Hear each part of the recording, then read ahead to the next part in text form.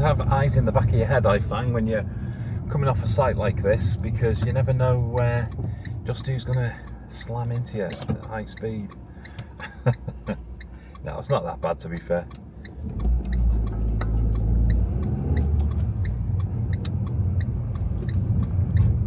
Now, fingers crossed, this camera stays level for this journey. I've set the horizon, put it on tilt locked, so I'm hoping that that will stay level now. I'm not sure, it's at quite a high stretch, so it might be jiggling about a little bit too much. I'm not too sure, but we'll see.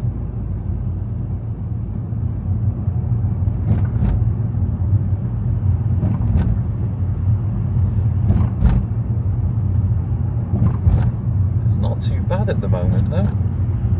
The traffic isn't too bad, and the light level is fairly good, to be perfectly honest with you. Not bad at all.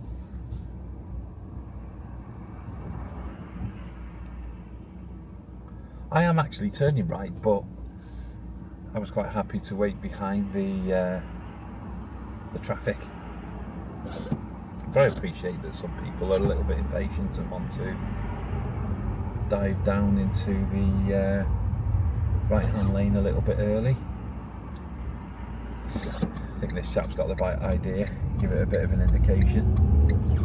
People don't know really where you're going, do they, I suppose?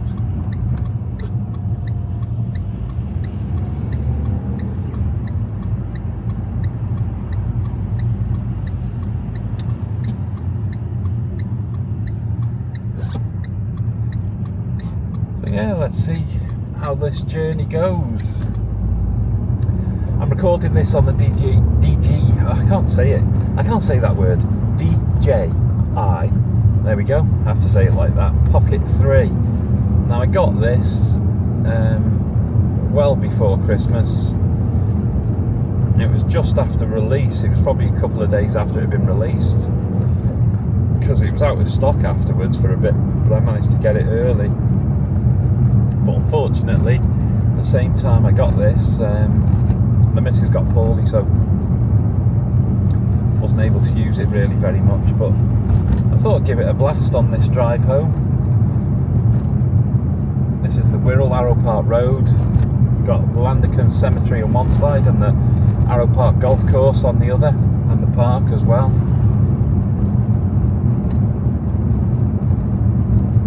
And like I say, it's not a bad day. It's not lashing down yet. I say yet because it will be probably at some point. It's been lashing down for days and days and days. Wind and rain has been the order of the well, I was going to say day, but then week, month, quarter. It's just been raining constantly for weeks, mixed in with storms wrecking the place. I actually had an interesting one last night. I had a car driving along similar to these here, and we have recycle bags that we put out for cans and things like that, bottles. We don't have a bin, plastic bin to put them in, we have these sack things. So you put these sacks out, and inevitably if there's a little bit gust of wind, they get blown all over the place. Happens pretty much on a weekly basis now. But these bin sacks had been put out for collection. I didn't bother putting mine out because it was too windy, and I thought I can't be bothered with them going all over the place. Even though I've got loads of recycling to put out, I didn't bother. So the car comes along, one of these sacks has flew into the road, and the car hit it. It exploded, its contents all over the place. Probably about 100 cans and bottles everywhere. And then got dragged up the road for about 200 yards before ripping apart and flying out the back end of the car it had been hit by. And I don't even think that the car that had hit it noticed, which is bizarre in itself. But that was a little bit messy.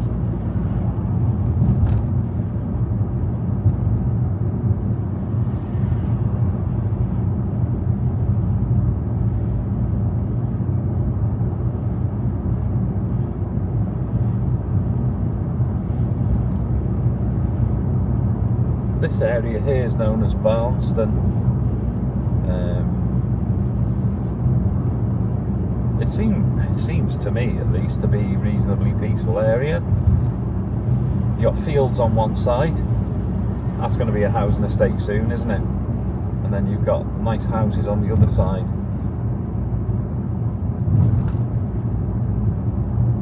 I've generally found that farmland, beautiful farmland, becomes housing before too long these days. Though the Wirral, to be fair, in general, hasn't been too bad. At least the areas that I drive through, for the last decade or so at least, there hasn't been too much farmland destroyed. But then I don't go to all areas of the Wirral, so there might be some places that are getting absolutely devastated that I just haven't seen, if you know what I mean. The only place that I've noticed in recent months to get done is across the road from Christchurch here. See these houses on the left coming up by the 40 limit? That was a farmhouse.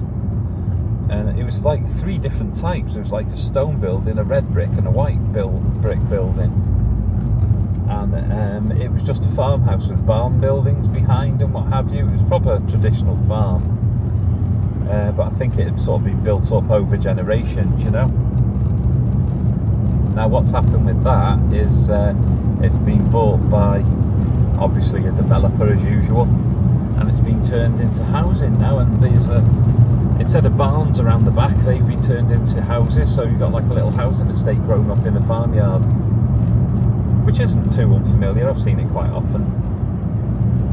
A lot of the local farmyards have turned into housing estates, with the large barns turned into homes. And don't get me wrong, they do a very pleasant job. It looks pretty, but it's sad to see the farms bite in the dust, especially at such a great rate of knots. But it seems to be how things are going. I thought that Brexit would put an end to some of this, because I'd have thought that some of the farms would start supplying the UK with goods, if you know what I mean. As the imports from the EU sort of were curtailed or dried up a little, the British farms might start to supply supermarkets and what have you, and I suppose they do to an extent, but it hasn't seemed to have slowed the demise of the industry. So, but I'm no expert. I just say what I see, you know. Say what you see, Roy.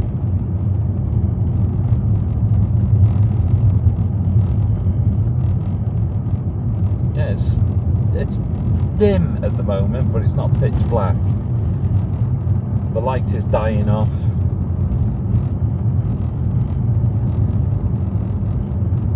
Finished work a little earlier than normal, so it's not pitch black when I've left. Normally it'd be pitch black by the time I leave.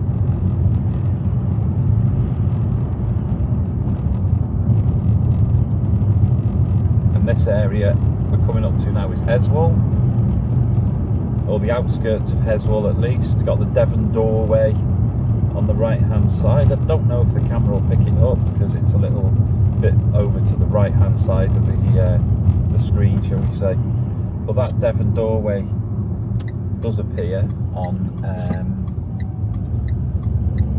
some quite old video footage of, I think if you look on YouTube, I think there's a video called something like Chester in the 1930s or something, or something along those sort of lines. I haven't seen it for a long time, but the Devon doorway is on that video. It's got an old vintage car driving up to the roundabout there where I've just come off, and that pub still exists at that moment in time, you know.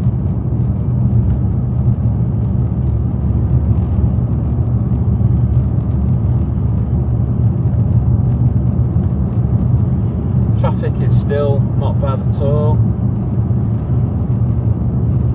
This is nothing. This is absolutely nothing compared to how traffic levels normally are.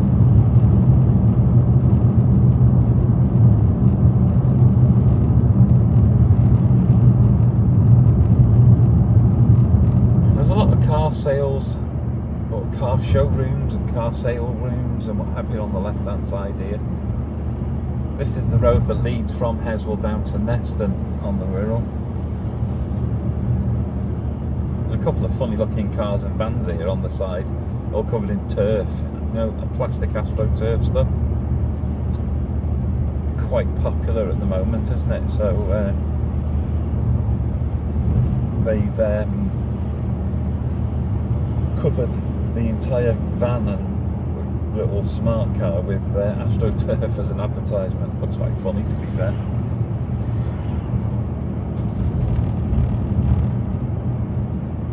Thornton Hough is down on the left hand side here. Thornton Hall Hotel. Well, Thornton Hough is a nice little village on the Wirral. I think it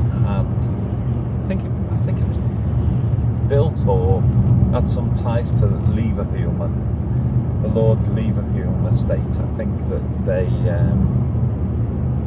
I think they built it for their workers or something, but don't quote me. It's something along those lines. It's a very pleasant little village though to go through. You know, the old black and white buildings and things. It's very pretty. It's got like a village blacksmith and things like that, you know.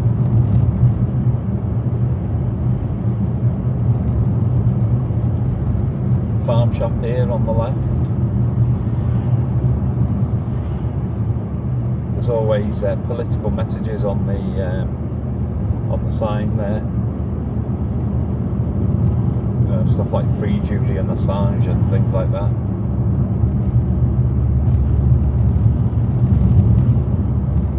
Lidl's distribution centre is on the right hand side here. I remember them building that. I used to work for a building contractors firm many years ago,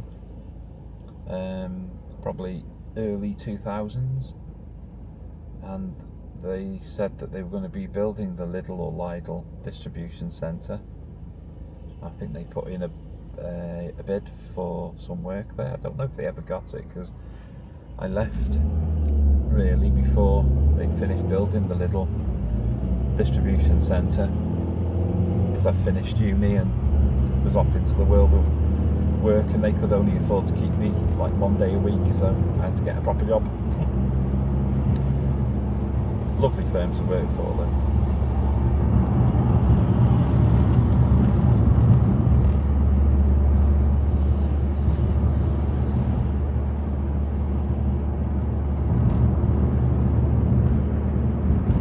I don't like to get in people's way. If they want to go faster than the speed limit, then I don't judge. I just get out of the way, you know. You never know what people are in a rush for. Some of them might be touching cloth. Some of them might have a medical emergency at home. You don't know, do you? There seems to be quite a lot of medical emergencies though. Like every other car seems to be a medical emergency, so I don't know. Benefit of the doubt and all that, eh? Heading down towards Neston now. The Shell garage here is usually reasonable price compared to Conisky, where I live in Wales. The price of petrol here is probably about 139, 140, something like that. And the price of petrol at home will be something mad like 150 or 149, about 10 pence more at the Esso. That's a guess. Let's have a look. I reckon it's about 139. Enderton Arms pub. That's the Shell 139.9 for petrol, 151.9 for diesel. That's Shell petrol, and diesel, so it's usually regarded as quite good stuff, you know. If you're driving an Audi or a BM or whatever, you're probably going to put Shell in it. There's one type of fuel that they do that my friend uses in his Golf R. Shell Max or something, you know. Or Shell Super, whatever it is.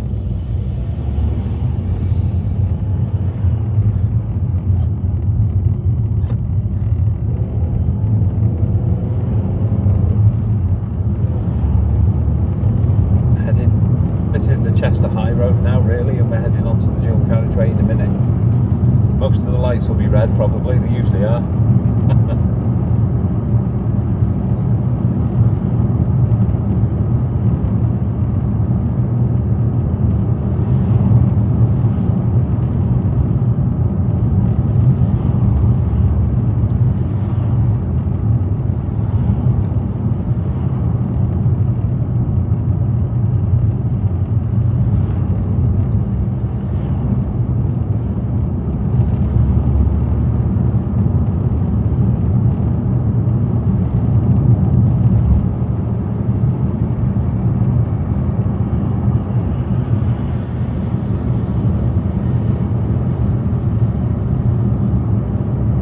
Get on here.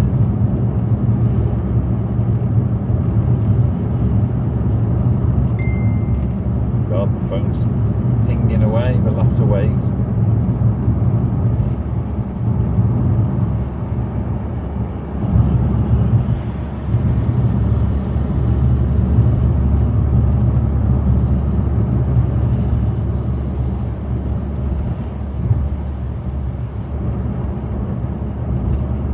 Quite a pleasant drive along here, to be honest. You do sometimes get people in a bit of a rush. I mean, I'm taking my time along here, so if anyone wants to go flying past, then they can quite easily, and we'll get in their way, etc.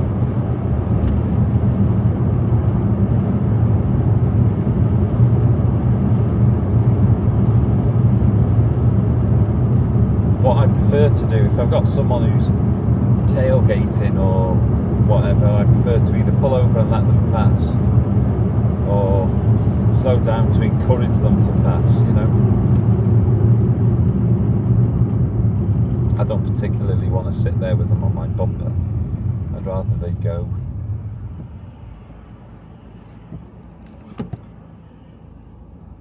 Hence why I accelerate quite slowly a lot of the time. It encourages people to clear off. And then I'm not in any way hindering them, which is good.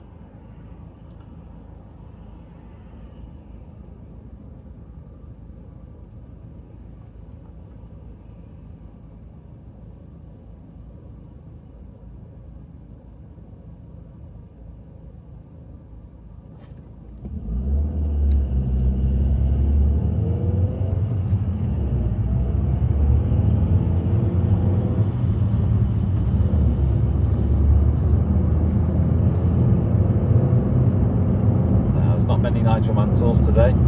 Must be quite a calm one.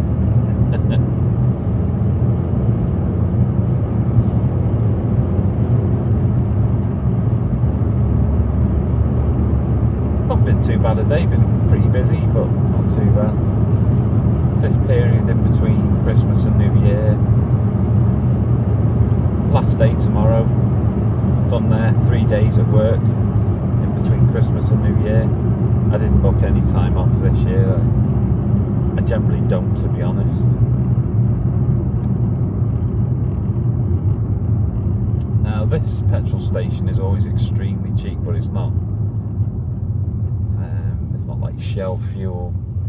It's 134.9 for petrol here and 146, is it? Yeah, 146.9 for diesel here.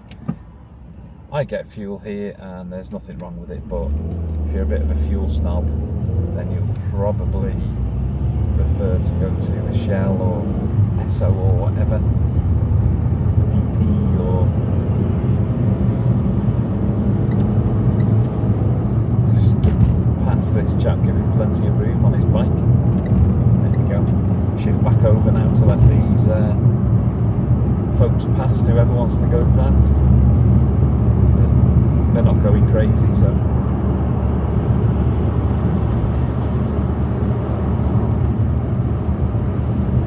stuff going on in the news today? Well, I've only just noticed, because I don't really get time to fart about on my phone at work, you know. It's not something...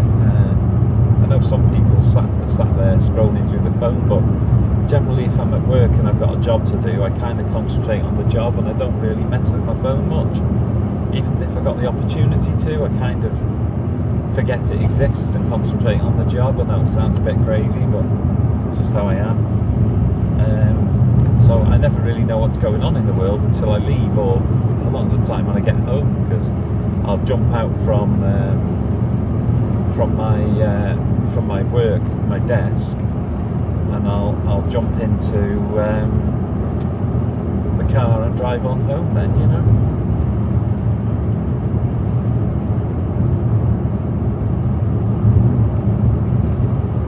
But one thing I did notice today was that Blackpool Tower is on fire. Can you believe it? Blackpool Tower. So that's going to be closed for a while, I presume. I mean, I don't know how devastating the fire is. It might just be a little minor thing. I'm not too sure, because I didn't really delve into it that much. Like I say, I just grabbed my phone, went, oh, Blackpool Tower's on fire, and then scarpered. So how severe it is, I'm not too sure.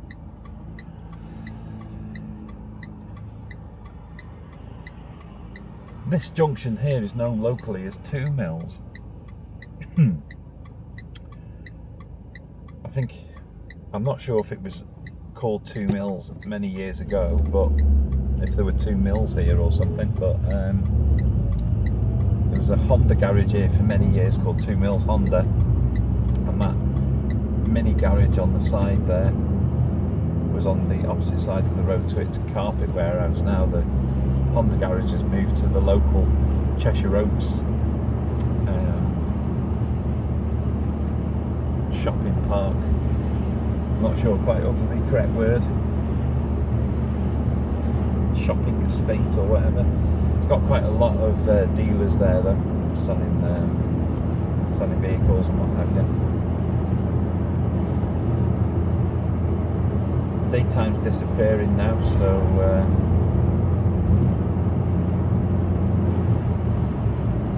going to get a bit more glary. The cars coming towards you. I find quite a lot of the cars these days are at an unusual height. Well, I suppose it's not unusual, it's kind of standard height now really, but the headlights are raised up, so they're perfect for blasting you right in the eyes as you're driving along. Plus a lot of people these days drive SUV type things, so the headlights are perfectly positioned to blast out your retina. So you get quite a lot of glare. The LED lights especially, I find them very glaring when I'm driving along.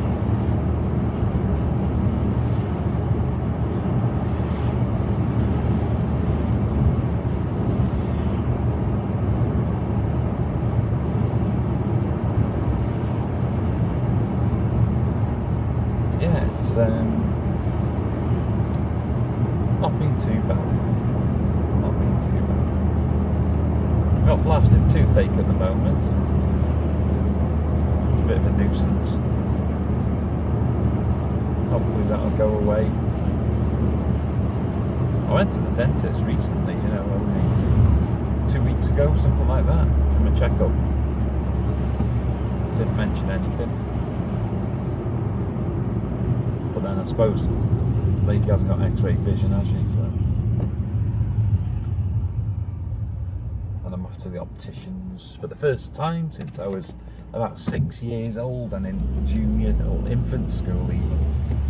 I have not been to see an optician for many years, but I'm going to go and just get my eyes checked over.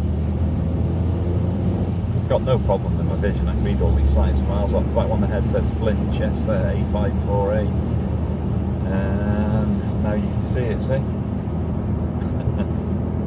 so my eyes are absolutely fine. It's just want to make sure everything's okay.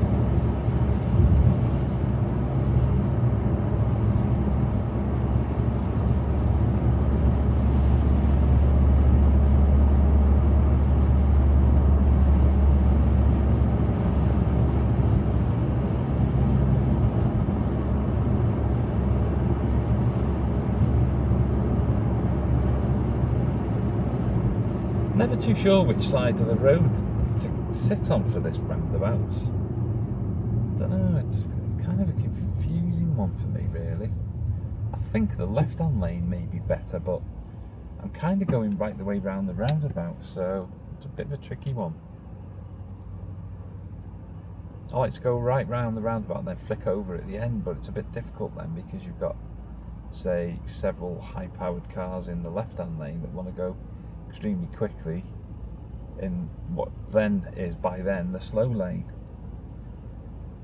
I'll show you what I mean. We're setting off here now, right? Going right, so I'll stick the indicator on. I'm going right round the roundabout.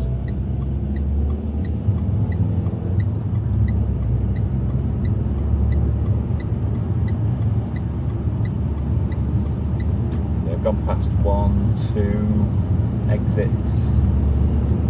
Now see, the cars in the left-hand lane are going like stink. That's the problem, you see. So you can't really flick over and get into this lane, but now I need to come off. So I'll flick over here now into the fast lane, so to speak. Now I'd like to get into the slow lane now, but there's a car in the slow lane blocking me from getting in the slow lane, or a van. And there it goes. Bye-bye, Mr. Slow in the fast. Or Mr. Fast in the slow, and then I can flick over. So I'll probably be better off in that left-hand lane, really. It just feels a bit wrong sitting in the left-hand lane to go right round the roundabout. And there used to, until very recently, only be 2 lanes there. Now there's 3 there now. So it makes it a little bit different. But until only a few months ago, there was only 2 lanes there. So for 10 years I've been coming back that way thinking, left's for left, right's for right. But is it? I don't know. And at the moment there's virtually no traffic, so it wasn't too difficult to get back over, really-ish. But generally you'll have, like that white car that was doing, what, I don't know, 60 miles an hour, 70 miles an hour for a very short period of time. You'll have 17 of those in the left-hand lane next to you, not 2. And then when you get round, and that, like that van ahead of me that was tonking along in the left-hand lane, you'll have 7 vans, not 1. So it can be a bit difficult to get back over to the area you want to get back over to.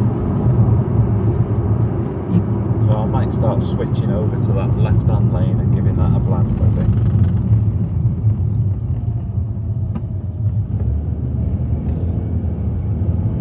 This industrial estate here was grown from the remains of Shotton Steelworks, John Summers and Sons Steelworks, Summers's as they used to call it. Once that bit the dust in about 1980 and they got rid of all the heavy steel making industry here, they converted or sold the land, and it all started to become different industrial units. There's like a paper mill here now, there's a chemical factory of some kind, there's all sorts here. It's quite a big industrial estate. I'm sure at one point they said it was one of the biggest in Europe, but that may have been a while ago. There's a huge solar panel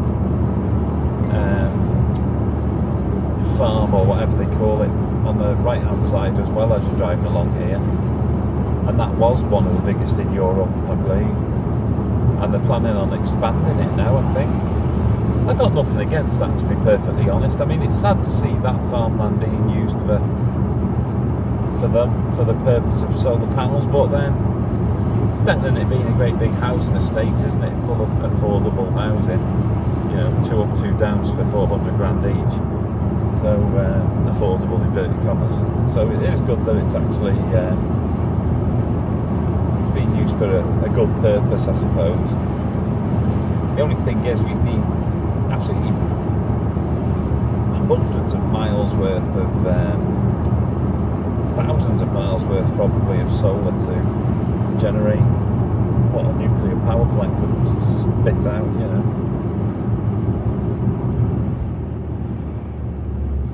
really, it'd probably be more ideal putting a nuclear plant here. But then, can you imagine the uproar? Nuclear power plant built near homes. Not that they weren't built near homes elsewhere, you know. It used to have a coal-fired power station in Conisky here. That one was pulled down in the 1990s and replaced with a gas-powered power station. This bridge here was built around about 97, something like that. And since then, and I still haven't done it, I keep saying I will one day, I'd love to walk up here, but it's got no pedestrian signs all over the place. So the only way I can think of doing it is jumping on a BMX or something, or mountain bike, and coming up here on that. Because all I want to do, really, is come up to this point here and take a load of photographs of the river from this angle, and kind of ski in general. Get the town and what have you. And perhaps a bit of video footage, just to capture it really for future generations, really, that's all. I'm quite keen on that type of thing. I quite like capturing history, I suppose, towns, villages, etc. And I like to do it around this area, especially because it's the kind of place no one would ever film. You know, people film in Chester, people film in Liverpool, people film in London, people film in Manchester. Nobody films in Conisky, nobody films in Flint, nobody films in Shotton. Who's going to film here? No one films. So there's no actual record of anything from here. So when you go back and you look on YouTube and you type in historical videos of, for example, Chester, hundreds will pop up from the 1930s and 40s and 20s and what have you. Nothing will pop up virtually for these towns around here. So what I like to do is gather, just get past these here. What I like to do is gather video footage, photographs, etc. of this area now, as it is now, if you know what I mean. I don't actually think either of those cars have been in a bump, so I don't know what's going on. But nonetheless, yeah, I'd like to gather the footage now, so that in 100 years' time, I'm not going to be around, but I'm not bothered. It's not for me, really. It's for people in the future who want to have a look back and say, oh wow, I can actually look back to 2020, 2019, whatever, you know, because somebody actually bothered to film it back then. Oh, here's the bobbies. Maybe they did have a bump then. But yeah, the opportunity to be able to see this place is good. I'd like to be able to provide that at least for people in the future.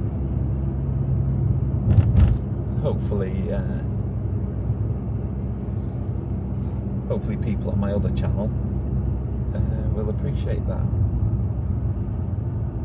This channel was going to be called Waffling Driver, because it's just me driving pretty much the same route and waffling about stuff. And at the time when I first started it, it was just to see what traffic levels were like during COVID and then after. And I suppose I've kind of captured that over the period of time. I didn't quite get it when it was absolutely superb, when there was like 3 cars between here and Liverpool. I had a colleague, I probably mentioned it before, but he lives in Shotton, which is the town just up here. And he drove to work, and work meant jumping onto the M53 motorway. And he said he was heading towards Liverpool on the M53 motorway, and as far as he could see ahead there was nothing, and as far behind as he could see there was nothing. And this is at rush hour. because COVID had kicked off and everyone was told to stay at home or you're instantly going to die. So no one went out, apart from essential workers like us. And it was just amazing. He said it was just empty for miles. But anyway, I've probably bored you enough for now. And I'll see you on my next nice boring waffling driver video. Camacha UK. Okay, take care folks. Bye bye for now.